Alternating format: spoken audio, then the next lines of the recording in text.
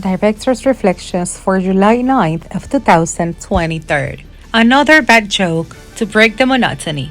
The life of the redacción of Listín Diario in the convulsive times of the 70s was hectic. Every time a significant event occurred, the editor-in-chief will notify it out loud, urging the first available reporter and photographer to come out and cover it. While this was happening, the other journalists taped the keyboards of their typewriters with incredible rapidity, producing a concert of metallic sounds that were familiar to our ears. He allowed himself to smoke, talk loudly, from time to time drop a bad word, explode with an outburst, or tell a spicy joke without noticing that the Dean of Las Sociedades, Mrs. Susana Morillo, or her assistant, Emily Tueni, were very close. But if that was the normal environment, there were days when internal life became monotonous. And we had to do something to provoke emotions and throw the blow before the stagnation, even if it was with practical jokes.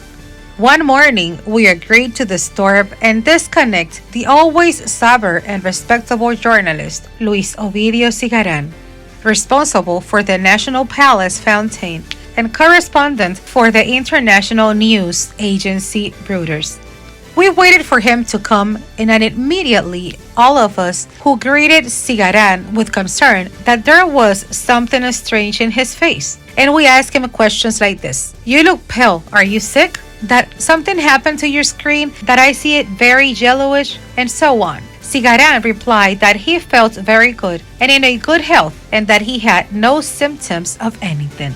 When he went out to cover the news from the National Palace, he could not hide the emotional effect that so many coincidental perceptions about his health had caused him. Without ever telling his companions, we later find out that the tormented Cigaran, instead of the palace, went to see a doctor to rule out or confirm that he had any serious illness.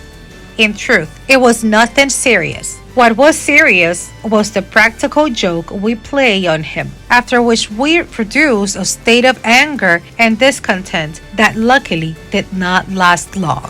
For Listín Diario, voiceover and translations by Indira Rodriguez.